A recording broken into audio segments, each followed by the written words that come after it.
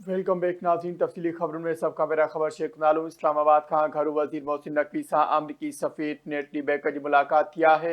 मुलाक़ात दौरान ख़िते जी ताज़ी सूरत हाल ते तफ़सीली ॻाल्हियूं थियूं आहिनि। इस्लामाबाद में ॻाल्हियुनि जे ॿिए दौर लाइ सफ़ारती कोशिशुनि ते ख़्यालनि जी ॾेवट घरू वज़ीर मोहसिन नकवी तरफ़ां जंग बंदी में वाद जी अमरीकी सदर जे क़दम जी वाखाण। अमरीकी सदर जो क़दम चिकतान घटाइण तरफ़ अहम अगबराई आहे। तकरार जे मुस्तकिल हल लाइ सिफ़ारती चैलेंजिस जो जारी रहण ज़रूरी आहे। ईरान तरफ़ां बि मुस्बत अगबराई जी उम्मीद आहे। घरू वज़ीर मोहसिन नकवी जो इहो चवणु आहे।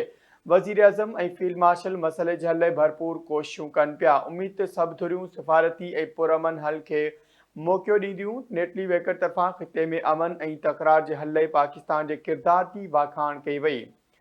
ख़बर वासा शेख नाज़रीन इस्लामाबाद खां घरू वज़ीर मोहसिन नकवी सां अमरीकी सफ़ीर नेटली बेकर जी मुलाक़ात थी आहे। मुलाक़ात दौरान ख़िते जी ताज़ी सूरत हाल ते तफ़सीली ॻाल्हियूं थियूं आहिनि।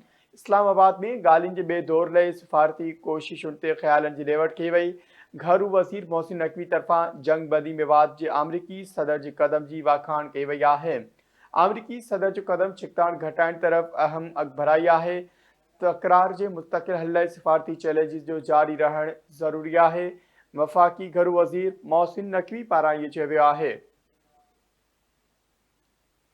ईरान तरफ़ां मुस्बत अगबराई जी उम्मीद आहे। वज़ीर आज़म ऐं फील्ड मार्शल मसइले जे हल लाइ भरपूर कोशिशूं कनि पिया। तफ़सील मालूम कंदासीं। सद्दाम हुसैन असां सां लाइन ते मौजूदु आहे। जी सद्दाम, आगाह कजो, छा तफ़सील आहिनि? मंज़र आऊं ॿुधाईंदो वञा त वफ़ाक़ी घरू वज़ीर मोहसिन नकवीअ सां अमरीकी सफ़ीर नेटली बेकर जी मुलाक़ात थी आहे ऐं मुलाक़ात दौरान ख़िते जी ताज़ी सूरत हाल ते तफ़सीली ॻाल्हियूं थियूं आहिनि। जॾहिं त इस्लामाबाद में ॻाल्हियुनि जे ॿिए राउंड जे इनक़ाद लाइ सिफ़ारती कोशिशुनि ते बि ख़्यालु वंडियो वियो।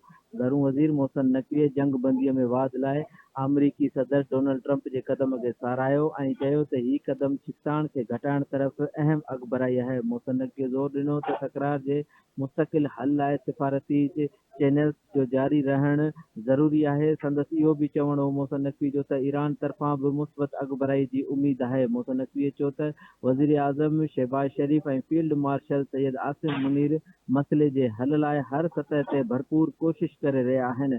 मोहसिन नकवीअ इन मौक़े ते उम्मीद ज़ाहिर कई त सभु धुरियूं सिफ़ारती ऐं पुरअमन हल खे मौक़ो ॾींदियूं। इन मौक़े ते नेटली बेकर ख़िते में अमन क़ाइमु करण ऐं तकरार जे हल लाइ पाकिस्तान जे तामीरी किरदार खे बि साराहियो आहे। जी